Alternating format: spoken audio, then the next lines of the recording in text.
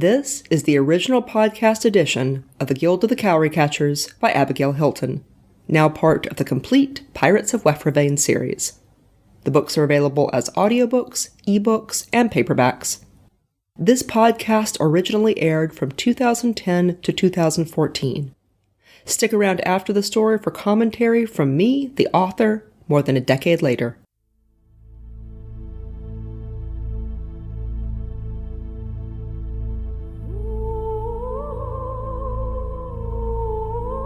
The Guild of the Cowry Catchers, a novel of pirates and Panamindorah. Written and narrated by Abigail Hilton. Book 2. Flames. Warning: this novel was intended for people who shop in the grown-up section of the bookstore. It is not intended for children or young teens. If you need to ask whether you will be offended, you probably will. Episode 4. Hello, this is Craig Robertson, PatioBooks.com author of Ann in Time, The Innerglow Effect, and The Prisoner of NaNoWriMo, and it is my honor to do this story so far for Abby. Previously on the Cowry Catchers podcast, the Fang outmaneuvers the two pirate ships and boards the Water Sprite. The Sea Watch takes the ship, only to be overwhelmed when the Defiance manages to board. Fortunately, the dark wind arrives, sending the Defiance scampering away and leaving the Sea Watch in command of the Water Sprite and many prisoners. While cleaning up that evening, Gerard discovers that the hold of the Water Sprite contains a secret room. Silvio assumes that it's full of fauns who will try to take both ships in the dead of the night. He gathers a strong force of armed sailors in the hold before opening the secret door. However, even Silvio's level of caution proves insufficient. The hold of the Water Sprite is full of diving spiders. Chapter 9. What Came from the Door. The Firebird of Old Wefravain had a system of worship that involved golden winged monuments, which were doused with oil and lit at certain times of the year. The monuments have been mostly broken down and destroyed by followers of the Wyvern cult, despite the claim in some texts that the Wyverns are servants of the Firebird. Gawain, the truth about Wyverns. Gerard saw something enormous, black, and hairy, skittering with terrible speed across the floor of the hold. Another hairy leg was already protruding from the secret door, followed by an explosion of legs and bulbous bodies. The sailors went mad. Those in the hall above tried to close the door, while those below fought like crazed animals to get out. Some in the hole had friends in the hold, and they fought those trying to close it, so that, in seconds, the sailors in the lower decks of the Water Sprite were turning their swords on each other. "On deck!" bellowed Silvio, but for once no one was listening to him. Gerard was well down the hall when he turned and saw a Shelt half out of the hold jerked abruptly out of sight. A pair of jointed legs shot over the side, and then all attempts to shut the hold dissolved into flight and panic as the creature scrambled out into the hall. It was about a quarter the size of Alcere and terrifyingly quick. It launched itself at the first sailor in its path, and Gerard heard the muffled scream as its poisoned maw found flesh. Gerard turned and fled up the passage to the upper deck in the direction that Silvio had already gone. He climbed a set of stairs and spotted the door to the deck standing open. He had almost reached it when he saw, outlined against the starry sky, a faun with a sword. Gerard blinked. By the shape of the beaded hair, he thought it must be a Zed, but that made no sense. And then he knew. We've been doubly ambushed. Either the prisoners had a prefabricated way of escape, or someone had let them out. In either case, they were loose, armed, and the Sea Watch was in chaos. No wonder the Defiance left so many behind. Silvio was right. We should have expected more from Gawain. And then Gerard was in the open air, and the deck was a mass of struggling bodies. Grishnards fighting fauns, Grishnards fighting each other, Grishnards pouring up from the hold, raving about spiders, and desperate to get off the Water Sprite. The fauns must have systematically doused the lanterns as they came on deck, because it was completely unlit, which added to the confusion. Gerard looked for Silvio and found him by the wall of the quarterdeck. He was wearing dark clothes, but his tail still flashed in the moonlight. He'd backed into a corner and had a knife in one hand. His personal guards had been lost in the chaos. Gerard moved to stand a little in front of him. For the moment, no one was paying them any attention. What now? Cut loose of this ship and set fire to it? Those things can swim, but I think they'll mostly find dark corners and hide after killing anything in their paths. Gerard grimaced. During his childhood on Hullavaris, a peasant had appeared with the news that a diving spider had taken up residence in their reef. It had been seen scuttling over the coral, and it had killed one fisherman who inadvertently paddled too close to its underwater nest. A team of trained hunters had been hired from distant Masia. They'd come with hooks and nets, chased the creature out, and put a spear in it. The body, perhaps the size of a large ocelot, had been dragged up onto the beach where Jaleel and Gerard dared each other to touch it. Gerard realized now that it had been a rather small spider. We need to get to the Fang, said Gerard. The sailors over there were putting up a more organized fight, although they probably didn't understand what was going on.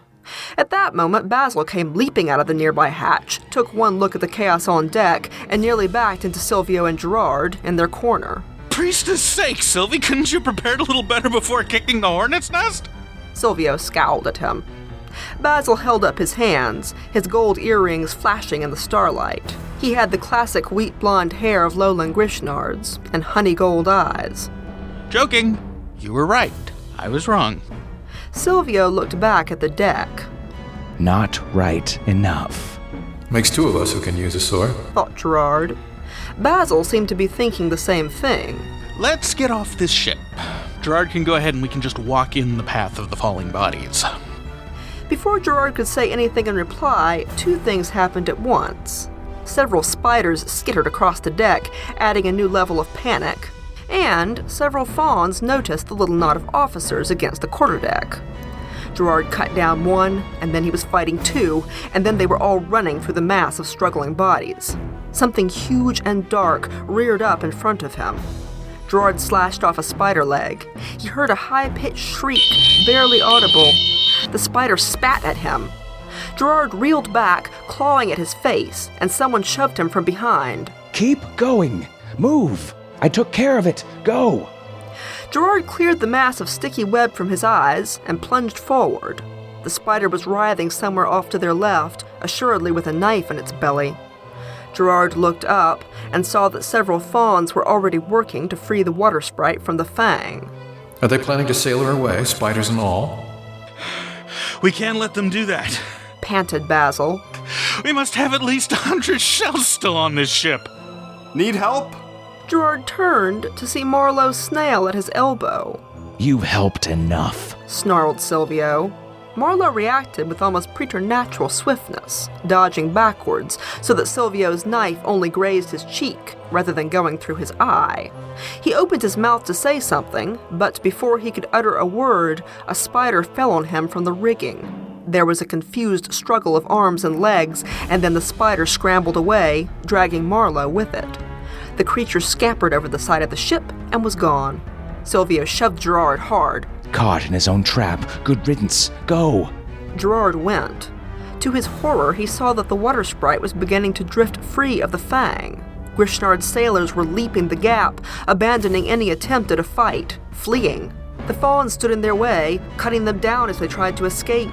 Kill their officers, thought Gerard with a chill. And here we are, more than half of us, on the wrong ship. He pushed forward, bludgeoning the fawns aside. When he reached the gunwale of the water sprite, he turned and found Silvio still behind him. Forgive me, but you'll never jump this. He picked up the foxling and flung him across the gap between the two ships. He was dimly aware of Basil jumping beside him, and then Gerard was in the air. Something huge smacked into him from behind. He was struggling, falling. And then he hit the water, sinking.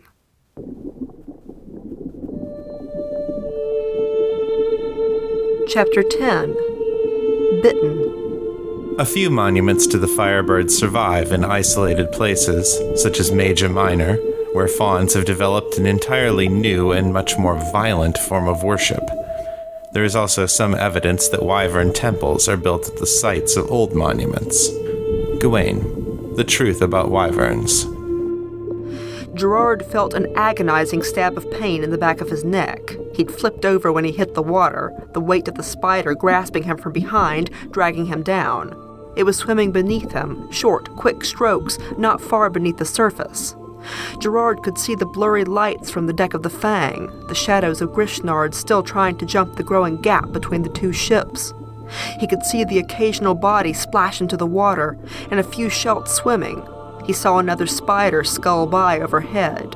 Gerard tried to move and couldn't. His limbs felt like dead weights. It's paralyzed me, he realized. The resistance probably starved these creatures for weeks. It's going to take me somewhere and eat me alive. No, answered a voice in his head. It's going to drown me first. This was the only positive thing he could think of. Even Gerard's chest felt heavy. He wasn't sure that he could breathe, even if he weren't underwater. His vision began to darken. He saw another silhouette against the lights from above. Cowry catcher? Selkie? Dream? Thess, I'm sorry. Alsair, don't blame Silvio. It wasn't his fault. Something else flashed across his fading vision. Snake-like, iridescent.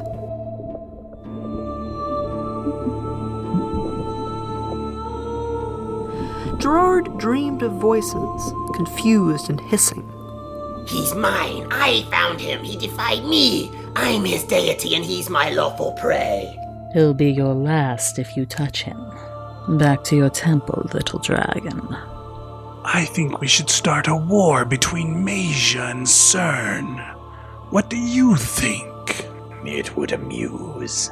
Blood and bodies in the water. Haven't you got enough of that here? Not with spiders. What a mess. Silvio's losing his touch. It's Gawain. Kill him and the problem will go away. I think Gerard can do it. He's good for pushing Silvio. He just needs more time. Sleep, sweet. Rest. Gerard woke to firelight. He was warm. He was lying in a nest of furs. His head hurt. He tried to sit up and couldn't. For a moment he thought he was tied down, but no, he was just weak. Spider bit me, he remembered. He could hear the sea not far away. Judging by the sculpted rock overhead, he was in a beachside cave. He tried to move again, and this time managed to struggle up on one elbow. Gerard? He blinked. It was the priestess, sitting on a rock beside the fire. Her pale, sleeveless gown looked out of place in the rocky cave. Pearl white, spotless. Mistress? She came padding over to him, bare-pawed on the cold stones. Awake? Good. Do you know where you are? He put a shaking hand to his head. Mats, 94? Excellent. She sat down beside him. You were raving all yesterday. Yesterday? Yes, you went overboard last night. Bitten by a spider, and then Hope Haley had a go at you. He doesn't like being denied. Hope Haley? What's my home island deity doing out here? Looking for you, said Morchella, as though she could read his thoughts. But don't worry, I sent him back to Holovaris. He did bite you, though. Probably didn't speed your recovery. Gerard's eyes widened. Morchella reached out and stroked his hair. Don't look so nervous. It's only the second bite that kills. Usually. Here, eat. She put a cup of water in front of him and some kind of roasted meat. Gerard felt too tired and sick to question where it came from. He consumed the food and water with a degree of returning strength, then fell back, exhausted, and slept.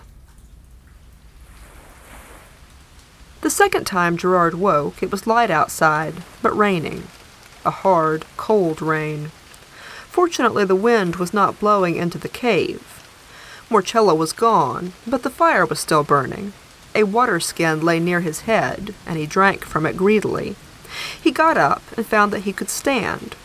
What little he could see of his sides were purple, with an enormous bruise that seemed to have spread down from the spider bite on the back of his neck. He also found 2 neat stab wounds on his thigh, barely visible beneath his tawny fur. Fang marks, he guessed.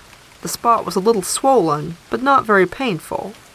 His clothes had been laid out near the fire, dry and strangely not stiff from salt water. He put them on and sat down again, feeling a little dizzy. There was stew in a pot beside the fire, and he ate it, savoring each bite. I wonder whether Morcella told Silvio I'm alive. Does Alcer know? Will he know where to look for me? How many days has it been? Awake and walking. Better and better. Gerard looked up to see Morcella in the cave's entrance, dripping in her ivory robes. He wondered suddenly whether they were made from wyvern skin. Silvio said he found wyvern pelts in resistant hideouts. Morcella's robes frequently had an iridescence, as well as the heavy sleekness of scales. Gerard shook his head. Sequins. White lapis. That's all it is. Shinies. That made him think of Silvio again. Do the shelts on the fang know I'm alive? Morcella sat down beside him and wrung out her dark hair. Not yet. Your griffin knows, but he doesn't know where you are. He's been searching ceaselessly. Well trained, that one. Loyal, said Gerard. As are you. She stroked the back of his neck. Gerard flinched. Morcella's fingers locked in his hair. Even his scalp felt bruised near the spider bite, and her touch was painful. I did save your life, Gerard.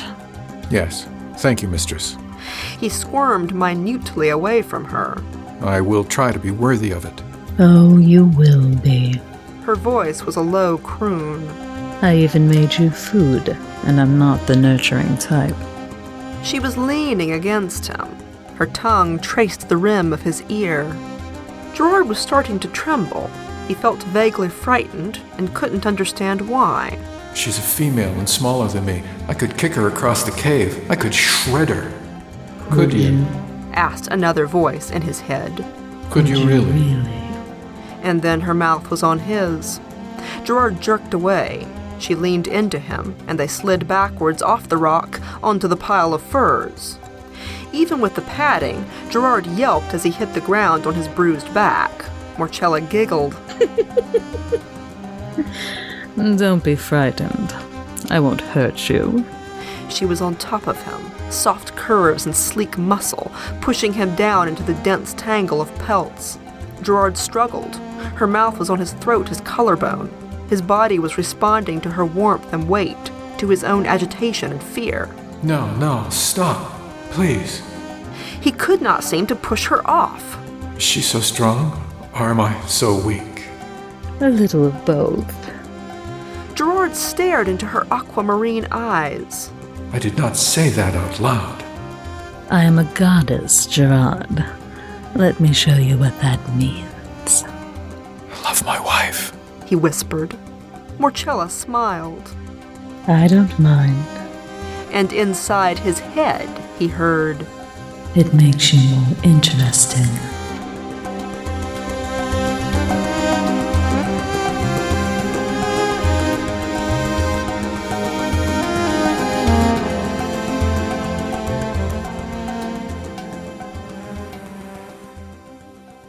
Alcer found him the next day, curled up in the nest of furs. The griffin danced around the room, delirious with excitement, as Gerard blinked up at him. You're alive! You're alive! The wyvern said you were, but then it disappeared, and I looked. Gerard, I thought at first, I was so sure you were dead. Alcer flopped down beside him and draped his neck across Gerard's chest. I was going to kill Silvio, but then the wyvern talked to me, and I kept searching. I haven't been back to the Fangs since the night you disappeared. Gerard hugged Alcer. He buried his face against the feathers of his ruff. Alcer nudged him. Gerard, are you all right? Say something. I'm fine, Alcer. I'm alive. You're not fine. What's this on your neck? Alcer insisted that Gerard take off his shirt, and then exclaimed in horror. Your neck and shoulders are black, Gerard, and you're bruised all the way down to the fur line. Something else bit you, too, here on your right shoulder. Gerard put his shirt back on quickly. You're lucky to be alive. Did the wyverns save you? Yes and no. Gerard struggled to his feet. He was stronger now than yesterday, but still a little unsteady. He found himself wanting to burrow back down into the furs and go to sleep. Just sleep for a long time. For a very long time. Gerard? Alcer's eyes were bright with worry. You're not well. Did they feed you here? I see what's left of a fire. Gerard nodded. They fed me and gave me water. I was almost too weak to lift my head when they dragged me ashore. I'm getting better. Let's go back to the Fang, Alcer.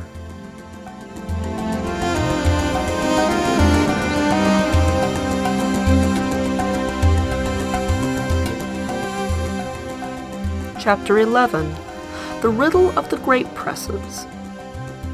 Most foxlings like bright colors. It has been surmised that they see the world differently than Griechnards and Shavier. This is all guesswork, since we cannot look through each other's eyes. Gawain, the non-Griechnards of Wefervain. It was the third day since the disaster with the spiders. Silvio had sent a messenger running to Gerard's cabin that night to wake Alcer with the news that his master had just fallen overboard. At least he said you'd just fallen, growled Alcer. Although he probably waited until you were long gone. I doubt that very much. Gerard was glad to know that Silvio had survived being thrown between the two ships. Gerard hadn't seen him land. Alcer had combed the black waters, full of spiders and drowning shelts, while the water sprite raised her sails and shot away. She almost didn't make it, said Alcer, because the sea feather finally showed up and blocked the harbor mouth. The water sprite only got out because she has a lower draft and hugged the coast. The three ships had not lingered to see what other surprises the Resistance had for them on Mance 94. Within a quarter watch of the Sea Feather's appearance, all three had sailed away in the direction of Mance and the Crescent. Alcer had picked up a few swimming shelts out of the water and dropped them on the deck of the Fang. He'd stayed only long enough to ask whether Gerard had appeared and then kept looking until dawn. At that point, he concluded that Gerard must be dead, but he still wanted to find his body. He'd looked all day, and it wasn't until dawn of the next that a wyvern appeared and told him that Gerard was alive and on the island. The dragon had dove back into the waves amid Alcer's excited questions. I can tell you there's nothing else interesting on that island. I went over it more times than I care to remember. I don't know how I managed to miss that cave or the smoke from the fire. The gods hid you well. Gerard said nothing. He wanted to forget about the cave. Even with the wind in their favor, it took Alcer most of the day to find Malachi, the nearest holding of Mance with a sizable harbor town. He and Gerard spent the night in a small coastal village, where they made some inquiries, and flew on the next day for Port Anastar. Just before dark, they arrived in the wide bay, to the welcome sight of all three temple ships at anchor. Farrell came hurrying down from the quarterdeck as they landed on the Fang. Gerard? Hello, Farrell. Farrell broke into a grin and clapped Gerard on the back as he slid down from Alcer. Thank the gods! Gerard sucked in a hiss between his teeth, but Farrell didn't seem to notice. Go and see Silvio. We will all be happier. Is he all right? Farrell considered. He's not injured. He's been mostly locked in his cabin since the night you disappeared, although he does come out to snap at everyone. He makes less sense every day. I don't think he's sleeping, and I know he's not eating enough to keep a mouse alive. What's he doing in his office? Asked Gerard as they went below deck. Farrell shrugged. Mourning you? Trying to figure out how to avenge you? I really don't know, except that he's made a huge mess. They'd reached the door, and Farrell banged on it. Admiral, there's someone here to see you. No response. Farrell banged louder. Silvio, it's Gerard. Open the door. Still no response. He's probably got the inner door shut. Sometimes he doesn't hear anything when he's concentrating. When's the last time you saw him? Farrell thought for a moment. Yesterday afternoon, when we got into port. That made Gerard a little worried.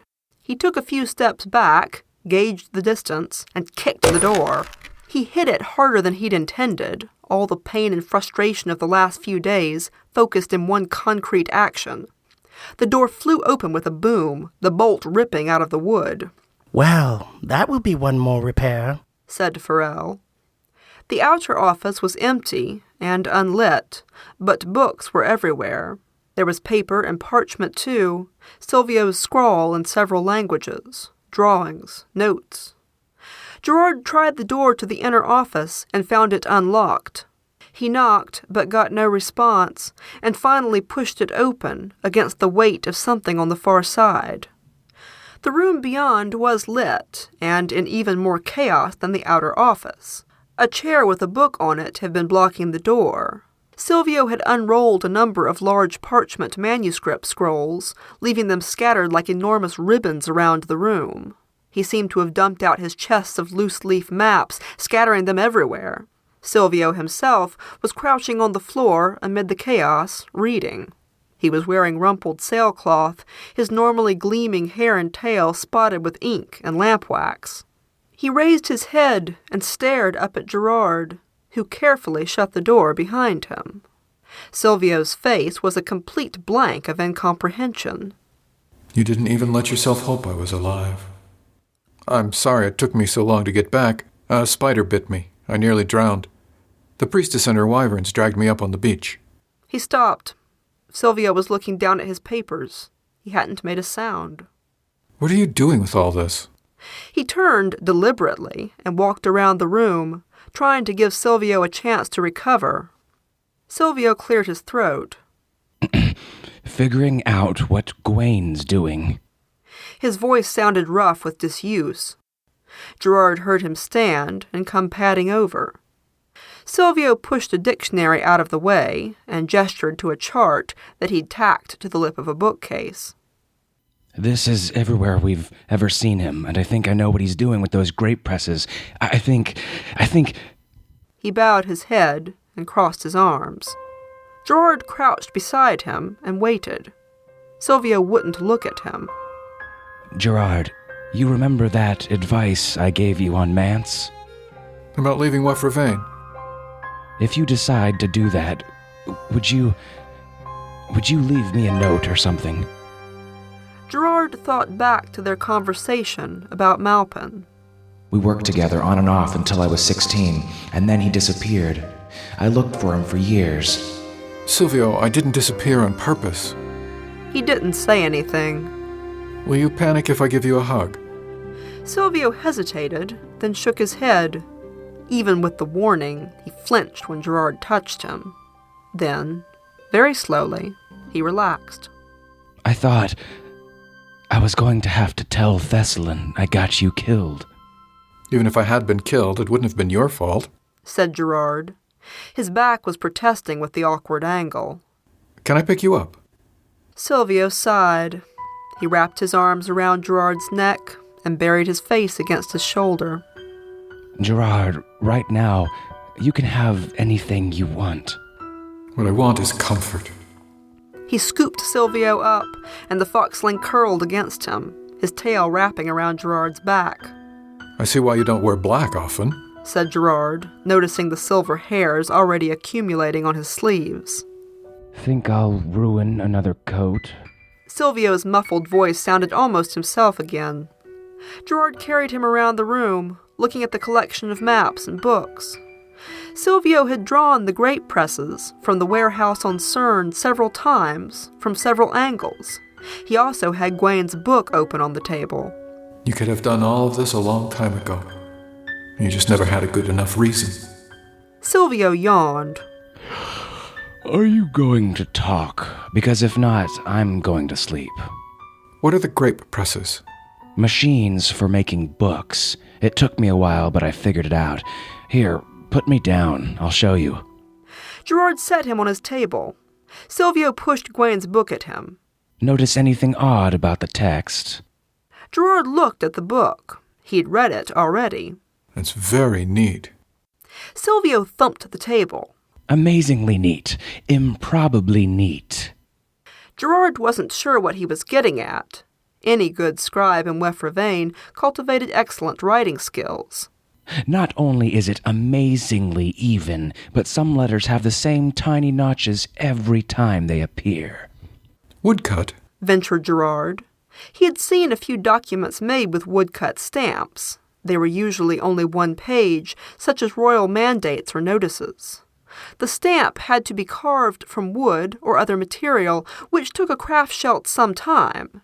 It could then be easily pressed into many sheets of paper or vellum.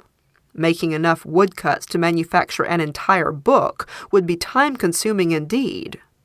That's what I thought too. But no, the inconsistencies appear on every page. Gerard frowned. A book stamped from woodcuts would require an entirely new stamp for each page. How was it made? Sylvia waved a picture of the grape presses. Do you remember those bits of metal we found in that warehouse? The ones Alsair was batting around the floor? Yes, I said they were scrap, but I was wrong. I think they were rough cuts for phonetic letters. The tray in the grape presses had been altered. To hold letters. Letters, words, pages. It's brilliant. You could move them around, make a new page rapidly, stamp it into paper. This book we found in the library on Holavaris is an early experiment. He's trying to find better paper because vellum, it's too thick and I suspect too expensive for his purposes. He's trying to mass-produce books. Of course, the phonetic is ideal for this, just a few letters. Standard Grishnard characters would be much harder. There are thousands of them, and the shapes are more complicated. Gerard stared at the book and at Silvio's drawings. Why is he doing this? There's the real question. I suspect he's got some propaganda he wants to spread. Of course, it would help if more Shelts could read the phonetic. They use it a lot on CERN because the Ocelons use it, and it's infectiously convenient. But it's not well known in the small kingdoms. Or in Leklock, or in any other primarily Grishnard population. What were you doing with all these maps? Trying to trace Gwain's probable movements over the last few years based on where he's been seen. He moves around a lot. It would be easier to catch him if we could slow him down somehow. Gerard sat down at the table with Silvio's list of sightings and a map where he'd drawn Gwain's probable lines of travel. Silvio had painstakingly approximated the length of time it would take to reach each point, using old ship's logs to recreate the weather conditions and the direction of the wind. He had discarded some sightings as impossible and marked others with question marks. The trails crisscrossed Wefravain, but they kept crossing and recrossing Meja Minor. Like a spider web. Gerard looked up to say something and saw that Silvio had curled up among his books and gone to sleep.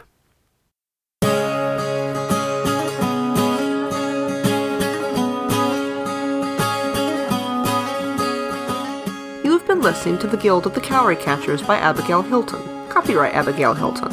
Cowry Catchers is an illustrated podcast. Artwork for this episode was created by Sarah Cloutier. To view these illustrations and to learn more about this world and its author, visit the website at www.cowrycatchers.com.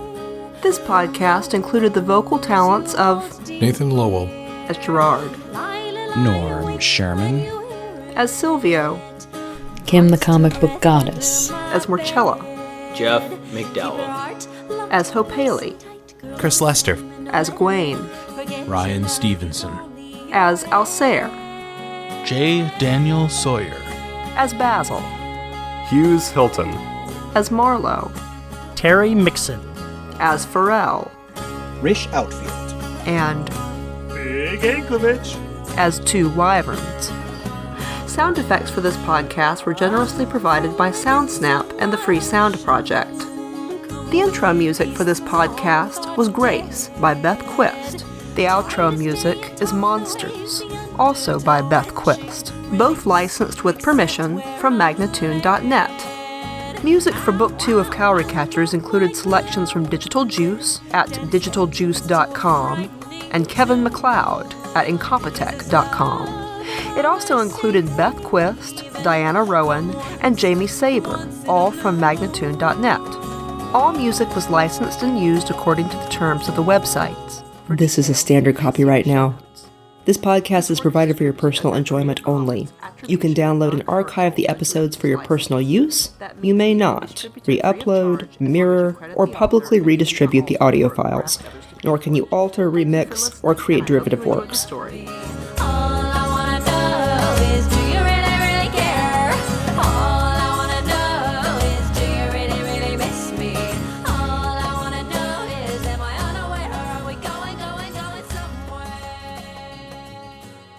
And I'm back.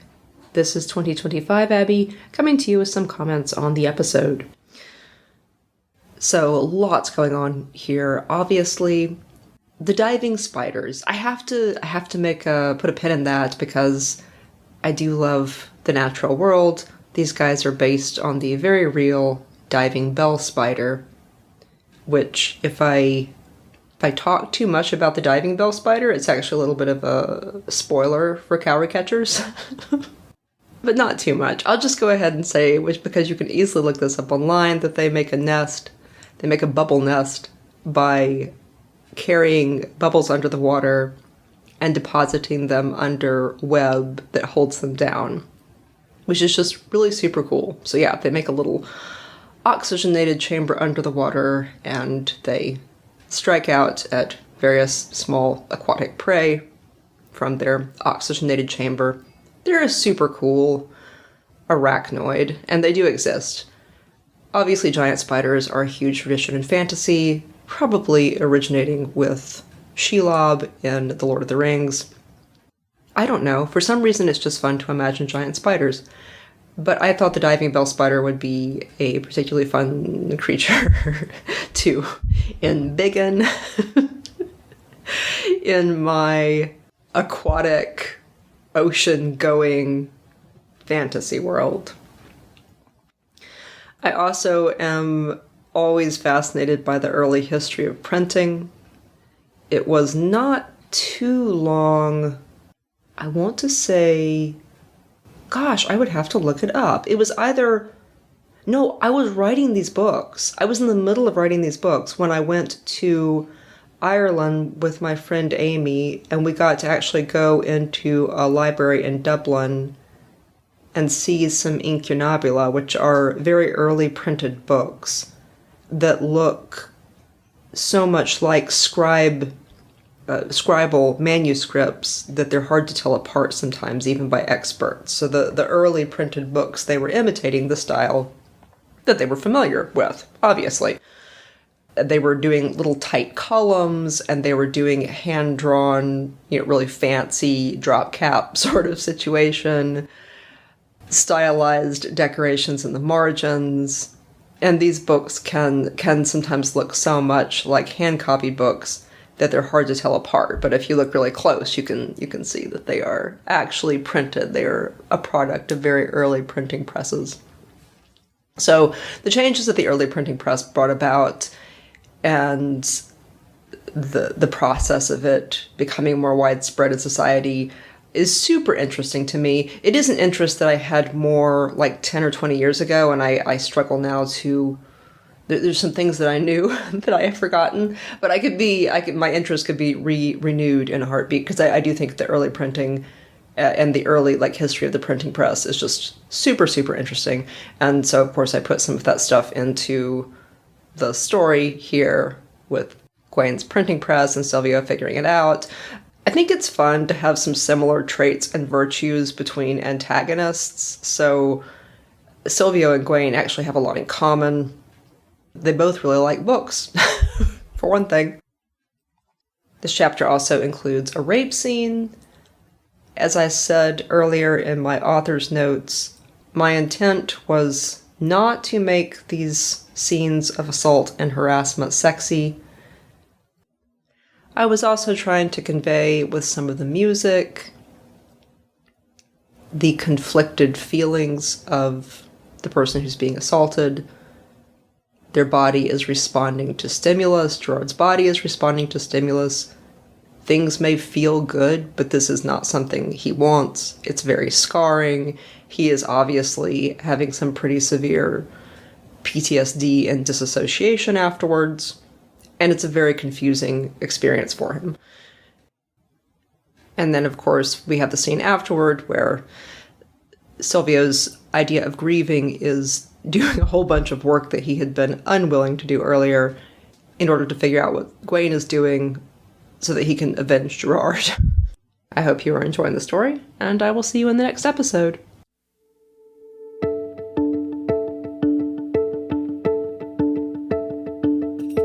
This is Abigail Hilton, and you have been listening to the Pirates of Wefravain saga. Join me on Patreon for early episodes, long-form interviews, forum access, personal updates, and lots of artwork, including maps and species charts. That's patreon.com/Abigail Hilton. If you want the whole story now with no interruptions and some remastering of the early books for sound quality, you can find the entire series at shop.abigailhilton.com, along with all my other novels.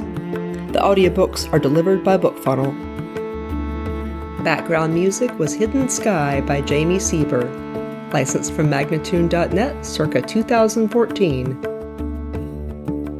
The Guild of the Cowry Catchers podcast is an audio adaptation of the Pirates of Wefravain saga, written and produced by Abigail Hilton. Original production copyright 2010, all rights are reserved to the author.